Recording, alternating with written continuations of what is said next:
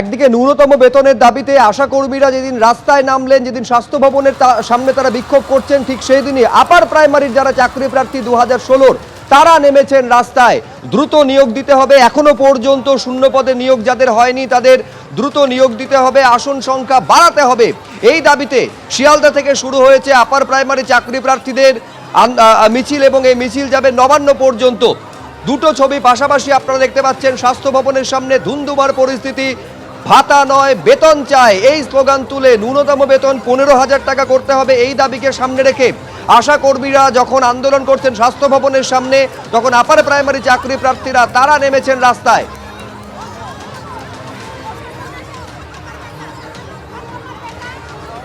এই মুহূর্তে খবর পাওয়া যাচ্ছে আপার প্রাইমারি চাকরি প্রার্থীদের যে মিছিল যাচ্ছিল সেটিকে আটকে দেওয়া হয়েছে। কোথায় আটকে দেওয়া হয়েছে এই মুহূর্তে ছবিটা জানবো। সুকান্ত মুখোপাধ্যায় আমাদের প্রতিনিধি রয়েছেন। সুকান্ত,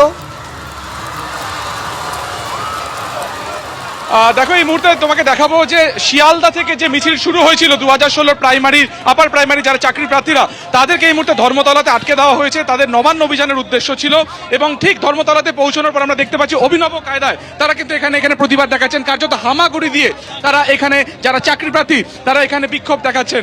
2014 সালের বিজ্ঞপ্তি, 2015 সালের পরীক্ষা, 2016 সালে তাদের রেজাল্ট বেরোয়, কিন্তু এখনো পর্যন্ত অনেকে রয়েছেন যাদেরকে ইন্টারভিউতে পর্যন্ত ডাকা হয়নি। তাই দ্রুত নিয়োগের দাবি জানিয়ে তারা এর আগে একাধিকবার রাস্তায় নেমেছিলেন।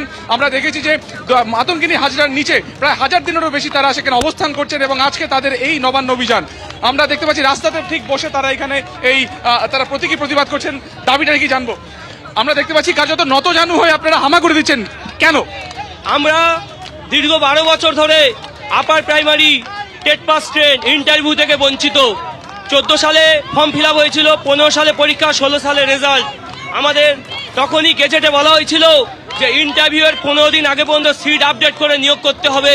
সেই 24-এ যখন অল্প কিছু নিয়োগ করলো, কোনো সিট আপডেট হলো না। যে কমিশন গেজেট তৈরি করেছিল, কমিশন সেই আইনত গেজেটকে মান্যতা দিল না। আমরা সেই 14 সাল থেকে আর এই 12 বছর পর্যন্ত আমরা টেট পাস ট্রেন তখনকার থেকে বসে আছি, যেখানে প্রাইমারি একই সময় পরীক্ষা, একই সময় এক্সাম, রেজাল্ট, তাদের নিয়োগ হয়ে গেল 4বার 5বার করে। এই upper primary TET pass standard এখনো পর্যন্ত নিয়োগ দিল না আমাদেরকে অবিলম্বে মুখ্যমন্ত্রী হস্তক্ষেপ করে আমাদের নিয়োগ দিতে হবে।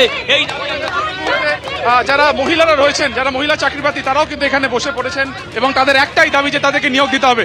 আমরা দেখতে পাচ্ছি নত জানু হয়ে হামাগুড়ি দিচ্ছেন আপনারা। কি বার্তা পৌঁছে দিতে চাইছেন? আপনারা তো নবান্ন যাচ্ছেন, এখানে আটকে দেওয়া হয়েছে। কাছে বার্তা দিতে চাইছি যে আমরা আর যোগ্য হয়ে কতদিন মাতঙ্গিনী পাদতলে বসে থাকবো? আমরা তো যোগ্য, আপনাদের পাতা ফাঁদে পড়ে আমাদের আজকে জীবনগুলো নষ্ট হয়েছে। আমাদের মন্য নেই, আমরা বেকার, আমাদের জীবনগুলো চলে গেছে, যৌবন চলে গেছে, সব চলে গেছে, চাকরি দেওয়ার বয়সও নেই। তাহলে আমরা কেন চাকরি পাবো না? আপনারা যে 5401টা সিট এক্সেস পড়ে আছে, সেই সিটে আমাদের নিয়োগ দিন। সেটা কেন ফিউচার ভ্যাকেন্সিতে না যাবে? ওটা তো আমাদের হকের সিট, হকের চাকরি। কেন আমরা সেই চাকরি পাবো না? ওই সিটে আমাদের নিয়োগ দিন। দেখা যাচ্ছে ধর্মতলা কার্যত অবরুদ্ধ। সেখানে যারা চাকরি প্রার্থী যারা রয়েছেন তারা কিন্তু এই মুহূর্তে বিক্ষোভ দেখাচ্ছেন, এবং অভিনব কায়দায় তারা বিক্ষোভ দেখাচ্ছেন। কোথাও তারা হামাগুড়ি দিচ্ছেন, কোথাও কিন্তু আমরা দেখতে পাচ্ছি যে তারা অবস্থান বিক্ষোভ করছেন, এবং তাদের একটাই দাবি যে দ্রুত তাদেরকে নিয়োগ দিতে হবে। আমরা দেখতে পাচ্ছি ঠিক যারা চাকরি প্রার্থী তারা ঠিক একেবারে মাঝ রাস্তাতে, রাজপথে তারা নতজানু হয়েছেন। এইভাবে কেন? আমরা এইভাবে যাচ্ছি যার কারণে আমরা দীর্ঘ 12 বছর ধরে বঞ্চিত। আমরা ইন্টারভিউ বঞ্চিত আপার প্রাইমারি চাকরি প্রার্থী বিন্দু। 16 সালের আমাদের 14 নোটিফিকেশন হয়, 15 পরীক্ষা হয়, 16 ইন্টারভিউ, 16 আমাদের রেজাল্ট বার হয়। কিন্তু আমাদের গেজেট পাস করে 2016 সালে, কিন্তু সেখানে বলা ছিল যে ইন্টারভিউ 15 দিন আগে পর্যন্ত সমস্ত সিট আপডেট করে নিয়োগ করা, কিন্তু সেটা কমিশন করেনি। জানু ভাই কি বার্তা দিতে? এই নতুনের বার্তা দিতে যাচ্ছে দিদির কাছে, দিদি মানবিক দৃষ্টি দিয়ে আমাদের দ্বিতীয় সমস্ত সিট আপডেট করে আমাদের দ্বিতীয়বার ইন্টারভিউর ব্যবস্থা করুক, এবং আমাদের টেট পাস স্ট্যান্ডার্ডে নিয়োগ করার ব্যবস্থা করুক আমাদেরকে। নিয়োগ দেওয়ার পরে, যারা নিয়োগ পাওয়ার পর যাদের স্থান হওয়ার কথা ছিল স্কুলে, তারা এই মুহূর্তে শহরের রাজপথে আমরা দেখতে পাচ্ছি নতজানু হচ্ছেন, হামাগুড়ি খাচ্ছেন এবং তাদের দাবি একটাই যে তাদেরকে দ্রুত নিয়োগ দিতে হবে। 1000 দিনেরও বেশি তারা মাতঙ্গিনীর মূর্তির পাদদেশে তারা সেখানে অবস্থান বিক্ষোভ করছেন। ঠিক সেই জায়গা থেকে আমরা দেখতে পাচ্ছি যে তারা আজকে ফের রাজপথে নেমেছেন এবং তাদের 5 জনের একটি দল নবান্নে যাওয়ার কথা রয়েছে, সেখানে তারা মুখ্যমন্ত্রীকে ডেপুটেশন দেবেন।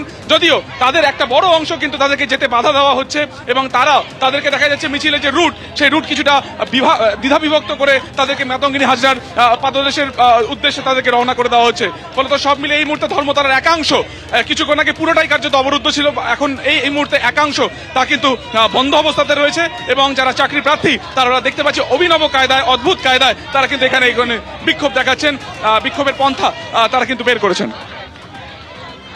সুকান্ত, তুমি আমাদের সঙ্গে থাকো, ছবি দেখাতে থাকো। একদিকে যখন আশা কর্মীরা তারা যখন স্বাস্থ্য ভবনের সামনে আন্দোলন করছে ন্যূনতম বেতনের দাবিতে, অন্যদিকে এইটা হচ্ছে যারা আপার প্রাইমারি উত্তীর্ণ, যারা 2016 প্যানেলে যাদের উত্তীর্ণ হয়েছেন পরীক্ষা এখনো পর্যন্ত নিয়োগ পাননি, তারা হামাগুড়ি দিয়ে প্রতিবাদ জানাচ্ছেন।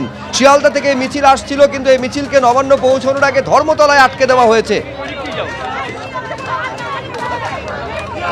এই মুহূর্তে সার্বিক অবস্থাটা একবার সুকান্ত দেখাও, কারণ ধর্মতলা অত্যন্ত গুরুত্বপূর্ণ একটা জায়গা। যান চলাচল তাহলে কি নিয়ন্ত্রিত হচ্ছে? দেখো, যান চলাচল কিছুক্ষণ আগে পুরোপুরি অবরুদ্ধ ছিল, এখন তাদেরকে একটা নির্দিষ্ট দিকে ভাগ করে দেওয়া হয়েছে বা তাদেরকে সাইড করে দেওয়া হয়েছে। ফলত ধর্মতলার যে মূল যে রাস্তা, অর্থাৎ মূল যে রাজপথ, সেটা কিছুক্ষণের জন্য বন্ধ থাকলো, এখন কিন্তু সেটাকে খুলে দেওয়া হয়েছে। বিধান মার্কেটের থেকে যে রাস্তা সরাসরি মাতঙ্গিনী হাজরা পাদদেশে যাচ্ছে, সেই রাস্তাতে মিছিলের যে অভিমুখ সেটাকে ঘুরিয়ে দেওয়া হয়েছে। আজকে মূলত তাদের পূর্ব ঘোষিত কর্মসূচি ছিল যে তারা নবান্ন অভিযান করবেন, তারা মুখ্যমন্ত্রীর সাথে দেখা করবেন। যদিও পুলিশের তরফে কোনো রকম অনুমতি ছিল না, কিন্তু শেষমেশ যেটা স্থির হয়েছে যে তাদের 4 থেকে 5 জনের প্রতিনিধি দল তারা দুপুর 3টের কিছু পরে তারা নবান্নে পৌঁছবেন, সেখানে ডেপুটেশন তারা দেবেন, কিন্তু বাকিদেরকে যেতে দেওয়া হচ্ছে না। ঠিক এই সিদ্ধান্ত জানার পরে তারা কিন্তু ধর্মতলার মুখে তারা অবরোধ করা শুরু করেন। আমরা দেখলাম নতজানু হয়ে তারা কার্যত হামাগুড়ি দিচ্ছিলেন এবং তারা একটাই কথা, তাদের বক্তব্য যে 2016 সালে রেজাল্ট বেরিয়েছে, 2026 সাল প্রায় 10 থেকে 11 বছর পেরিয়ে গেছে, তারা কেন নিয়োগ পাননি এবং সেই দাবিতে তারা দীর্ঘক্ষণ ধর্মতলাতে অবরুদ্ধ করেছিলেন এবং পুলিশের তরফে তারা সেই অবরোধ কিছুটা তুলে দেওয়া হয়েছে এবং সেই মিছিল কিন্তু এই মুহূর্তে ঠিক বিধান মার্কেটের পাশ থেকে মাতঙ্গিনী হাজরার পাদদেশের উদ্দেশ্যে যাচ্ছে এবং দুপুর 3টে নাগাদ 4 থেকে 5 জনের যে দল, সেই দল তারা কিন্তু নবান্নে যাবেন এবং তারা ডেপুটেশন দেবেন তাদের যাবতীয় দাবি দাবা নিয়ে। এই মুহূর্তে সরাসরি মিছিলের যে ছবি তুমি দেখতে পাচ্ছ, হাতে পোস্টার নিয়ে তাদের একাধিক দাবি দাওয়াকে কেন্দ্র করে তারা এই মুহূর্তে এই মিছিল এগিয়ে নিয়ে যাচ্ছেন, যেটা শুরু হয়েছিল আজকে 12টার কিছু পরে ঠিক শিয়ালদা কোর্টের সামনে থেকে এবং SN ব্যানার্জি হয়ে সেই মিছিল এসে পৌঁছে প্রথমে ধর্মতলা, সেখান থেকে বিধান মার্কেটের পাশের এই রাস্তা থেকে সেই মিছিল তাদের গন্তব্যের উদ্দেশ্যে চলে যাচ্ছে। সুকান্ত, তুমি আমাদের ছবি দেখাতে থাকো।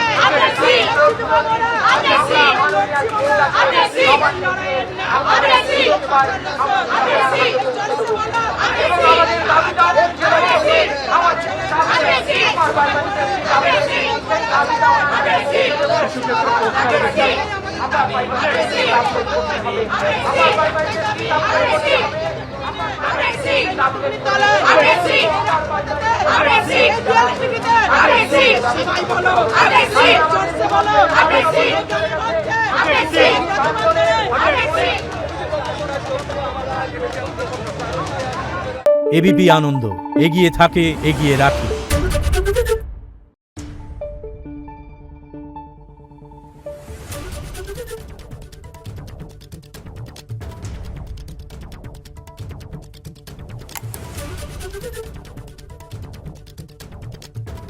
Thank you.